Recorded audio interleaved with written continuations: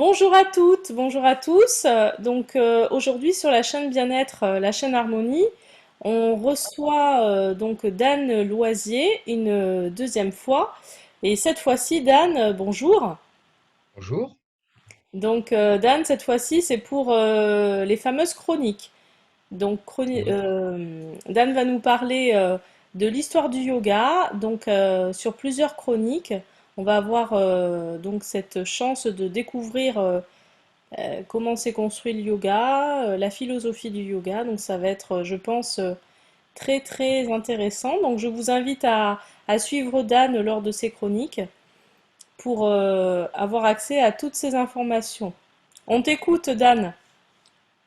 Alors, merci encore, hein, Sandra, de l'invitation. Et il est vrai que je suis très heureux d'animer cette chronique parce que il est vrai qu'on est dans une discipline qui est donc millénaire et qui est née en Inde, soit, Mhm, mais elle est aujourd'hui en Occident. Si vous voulez, le yoga en Occident est surtout connu pour les postures. Alors que c'est une partie infime du yoga et c'est pour ça que je suis très heureux que tu m'aies fait cette proposition, de chronique pour essayer que les gens comprennent un peu toute la dimension, qui entoure le yoga et ce qui, en plus, améliore de par, de fait, son mental quand on est dans le cours. On comprend un peu mieux pourquoi on fait les postures et tout l'intérêt. Donc voilà. Donc ça, c'était pour planter le décor. Donc effectivement, le yoga est né en Inde. Ses origines sont millénaires, hein. Il y en a certains qui disent que c'est de 5000 ans avant Jésus-Christ. Et ses fondements sont largement inspirés des textes sacrés euh, et ou philosophiques de l'Inde. Alors, on peut citer par exemple le Vedanta, les Upanishads ou encore le Hatha Yoga Pratipika. Il y en a quelques autres, mais c'est pas, on va pas faire l'histoire de l'Inde. On va se reconcentrer sur le yoga. Et les premiers écrits fondateurs du yoga peuvent être datés de 200, 200 moins 200 avant Jésus-Christ, pardon, et mhm, peuvent être donc attribués à Patanjali. Et on les appelle les Yoga Sutras. Alors les Yoga Sutras, on peut l'appeler la Bible du yogi. Ils se présentent sous la forme de 195 aphorismes. Et ils sont encore utilisés de nos jours par la plupart des professeurs de Hatha Yoga, moi le premier. Et ces 195 aphorismes, ils sont divisés en 4 chapitres. Le premier Petite, chapitre, pardon. petite question, Ouais. pour clarifier pour les téléspectateurs, qu'est-ce que c'est qu'un Oui. aphorisme?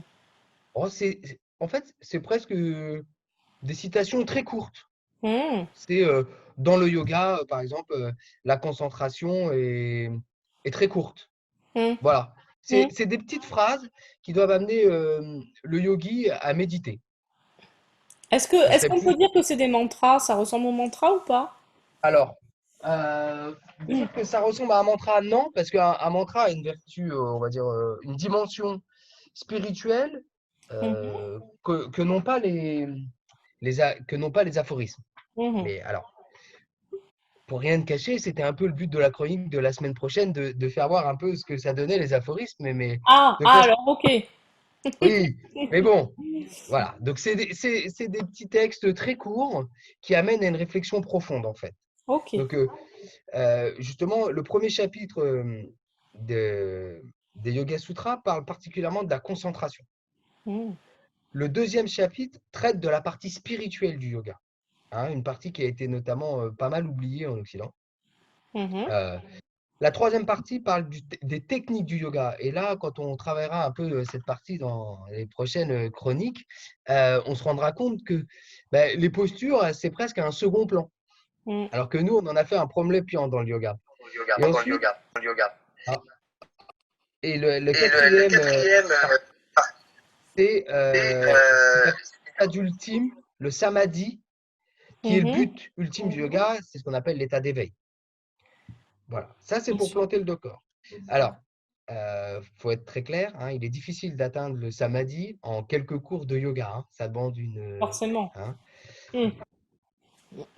Je citerai le Dalai Lama qui n'est pas forcément un yogi et c'est pour en aucun cas pour vous emmener sur un terrain spirituel qui ne serait pas le vôtre, mais le problème de nous occidentaux, c'est qu'on veut tout tout de suite, alors qu'eux parlent plutôt en millions d'années, hein. Ah oui. Il y a cette notion qui est un peu Oh, différente d'atteinte d'éveil, hein, on va dire. Voilà. Donc ensuite, après ces 4 grands chapitres, les Yoga Sutras découlent en 5 principes fondamentaux. Le premier, c'est le choix de l'exercice. Alors là, c'est très important parce que ça veut dire que le but, c'est pas de maltraiter son corps en pratiquant les postures, mais plutôt et de ne pas aller contre son état de santé. C'est-à-dire que la posture parfaite, c'est celle dans laquelle on est dans le confort. À partir du moment où on se dit, ouais, j'ai mal à l'épaule, mais le prof, il lève l'épaule bien haut, ben là, c'est l'ego qui parle. Mm. Il n'y a pas cette notion-là. Euh, le deuxième principe fondateur, c'est la respiration. Et en yoga, elle est plus que primordiale, vu que on dit même que dans la pratique, c'est le geste qui suit la respiration et pas l'inverse. Et nous, on fait, quand je dis nous, hein, je m'inclus, hein, les Occidentaux, on a tendance à faire le geste, alors que eux, c'est si j'ouvre les bras, c'est sur une inspiration. Mm. Si je les referme, c'est sur une expiration. Physiologiquement, c'est logique. Mm. Ensuite, il y a la relaxation. Alors, ce n'est pas la relaxation comme on l'entend, je suis allongé, je me relaxe. C'est la relaxation par une présence correcte euh, pendant la séance. C'est-à-dire que quand on vient pratiquer, il faut qu'on ait cette relaxation de bah, la journée, elle est passée, même si elle n'a pas été terrible, et demain, elle n'est pas encore. Et donc, c'est plutôt la relaxation du mental Donc pour c'est être l'instant présent, c'est concentré ça? une fois de plus. Oui, alors, Mm. la notion d'instant présent, on en reviendra, mais c'est un peu ça. Mais c'est surtout ne pas se dire, oui, bah, après ma séance, il faut que j'aille faire les courses, les gamins Mm. sont chez la nounou. Voilà, c'est essayer de profiter, voilà, plutôt de cet espace-temps qu'on s'offre dans Mm. sa pratique.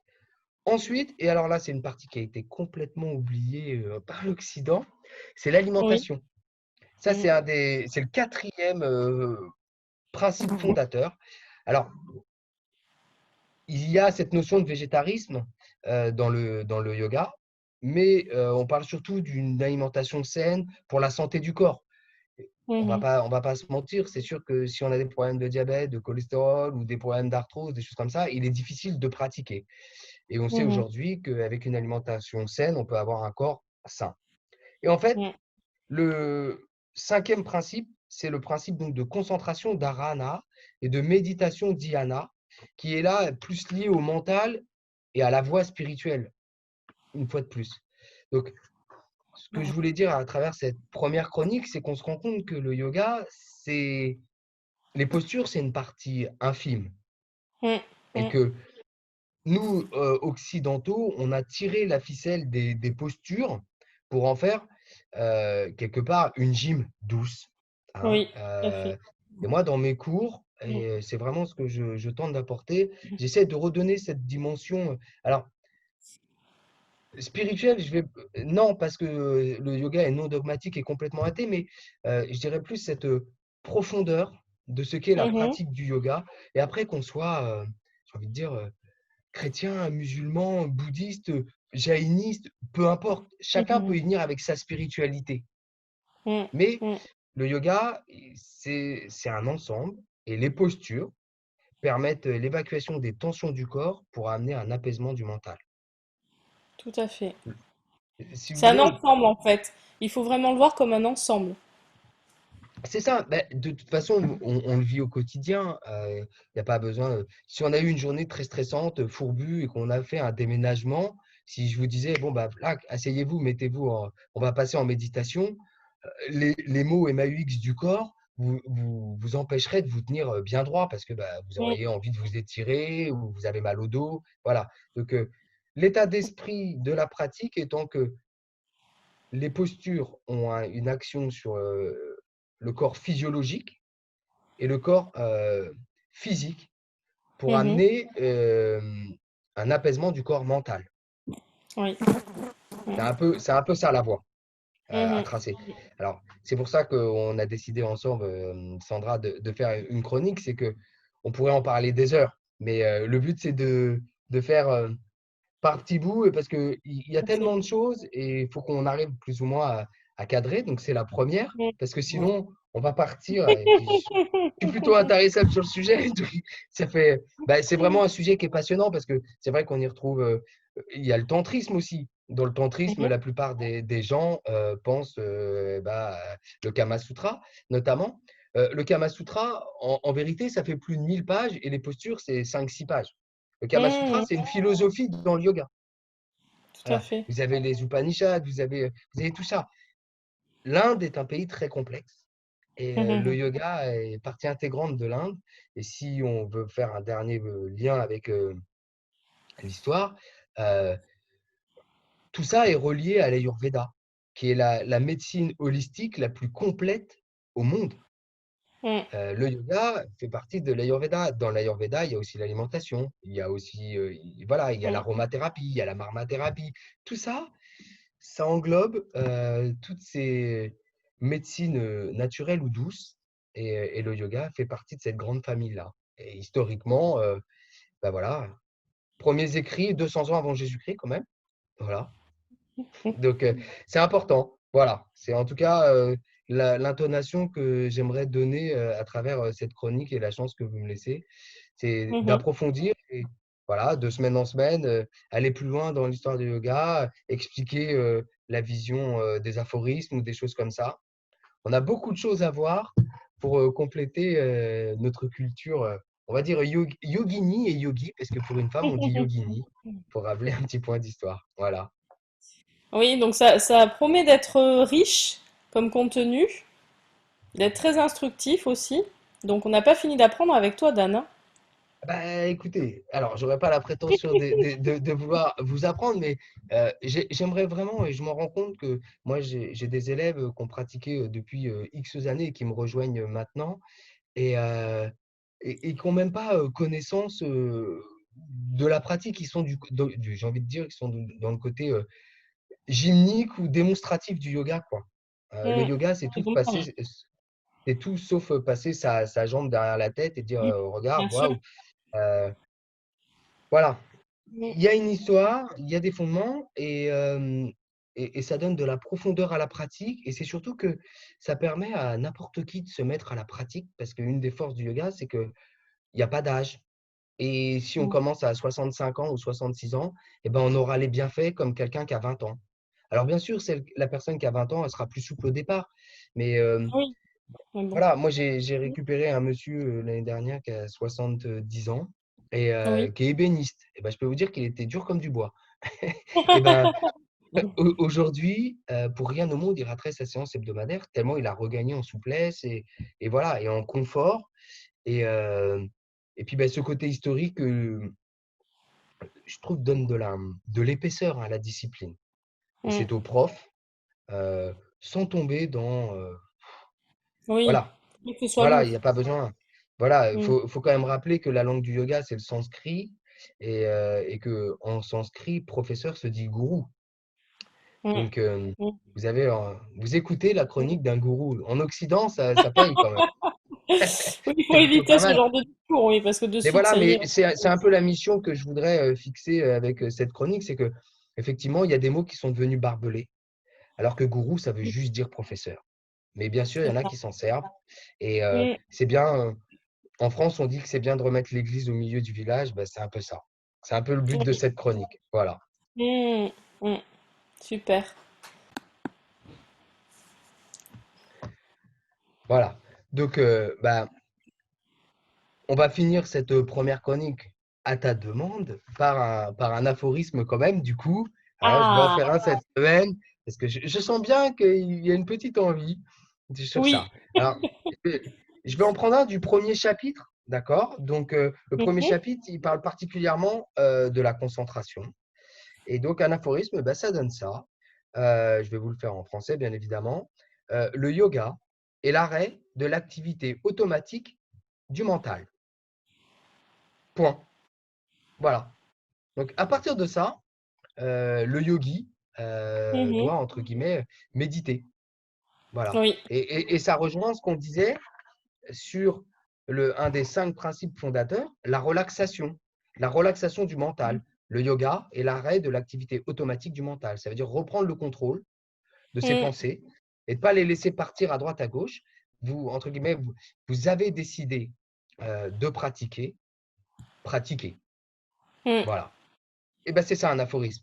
Et ben, il y en a 195 comme ça, donc on va dire qu'on fait affaire Ah oui. 195 chroniques. Ah ben il y a de quoi faire, hein. Oui, oui. Alors, celle-ci, elle est simple, hein, parce qu'il y en a qui sont quand même plus ardus. Voilà, il y en a quand même. Voilà. Mais j'en ai repris une au hasard. Grâce à une pratique intense qui entraîne la destruction de l'impureté, on améliore considérablement le fonctionnement du corps et des sens. Hmm. Sur ce, bonne méditation. Ah oui, Voilà. ce sont des enseignements très philosophiques, hein, en fait, hein. C'est Ben, très c'est ça. philosophique. Mais en fait, une fois de plus, hein, historiquement, il est largement inspiré des textes sacrés et ou philosophiques de l'Inde. Donc Hmm, voilà, moi qui ai lu le Hatha Yoga Pratipika, il faut s'accrocher, hein, il hmm. faut appréhender la culture indienne qui est Oui. riche, hein, Mhm. la spiritualité indienne, ou l'hindouisme, pff, voilà. Et encore, on ne va pas partir sur l'hindouisme, mais on ne devrait même pas dire Oui, hindouisme, oui. mais j'y reviendrai plus tard, parce que voilà, c'est multidirectionnel et je pense que là, on va perdre les gens si on commence à mélanger l'hindouisme au Oui, oui, yoga. oui, Et oui. Oui, voilà, et puis bon, c'est pas l'idée aussi sur la chaîne, hein, de parler, parce c'est que de ça, suite, ben voilà, on va vers la religion, donc faut faire attention. c'est ça, Mais c'est ça. donc c'est vrai que c'est pas évident quand on est dans des philosophies comme ça qui touchent de près une culture et tout est impacté, un peu pas mal de choses, donc il faut Mais réussir c'est un là peu à que segmenter, mais c'est pas ça. facile. Mais c'est là que moi je dis à tous mes élèves que peu importe leur spiritualité, euh, quelque part, il y a moyen de s'accrocher avec sa culture à soi et sa philosophie à Oui, soi, de trouver des choses qui peuvent ressembler. Moi, je bien les sûr. appelle souvent ces aphorismes des rappels à l'esprit. C'est-à-dire que Mhm, mhm. euh, quelque part, on le sait. Et peu importe la culture d'où on vient, Oui, les grands textes spirituels, peu importe qu'ils soient teintés d'un dieu ou pas, ouais, ra- on est se d'accord. rapprochent, hein. Donc, faut, Mm. faut vraiment faire attention à ça. Euh, Oui, Maintenant, effectivement, le yoga est teinté de ça, et c'est le mm. but aussi de cette chronique. Et Tout voilà, à fait, tout à fait. Bon, voilà, voilà. mais en tout cas, Dan, ce fut très intéressant pour cette première chronique. J'ai hâte qu'on soit à la deuxième. Ben écoutez, Et du coup, tu peux nous en dire plus sur le thème de la prochaine chronique? oui, alors sur la deuxième chronique, on va s'attaquer toujours avec ce fond des Yoga Sutras de Patanjali. On va s'attaquer aux 8 piliers. Alors là, ça va être un peu plus accessible, mais en fait, c'est plein de petites choses que vous voyez, notamment sur certains t-shirts de grandes marques, et vous ne savez pas forcément ce que ça veut dire, mais ça vient du yoga. Ah, Et donc, il y a intéressant. 8 piliers dans la pratique, parce que il y a des pratiques que l'on fait pour soi et les pratiques que l'on fait pour les autres, et tout ça doivent nous aider à devenir on va dire quelqu'un de meilleur et aller vers l'éveil. Et une fois de plus, on y met ce qu'on veut là-dedans. Et voilà. Mhm. Voilà. Donc Super. la semaine prochaine, on s'attaque aux 8 piliers. Voilà, Mm. du yoga. Bon, alors vivement la semaine prochaine, hein, déjà. Bah, écoutez, ouais, c'est ça. On va travailler pour. Bon, eh bien, écoute, à la semaine prochaine, Dan, et à la semaine prochaine, les téléspectateurs, avec Dan. Et ben, à la semaine prochaine. Merci encore. Merci.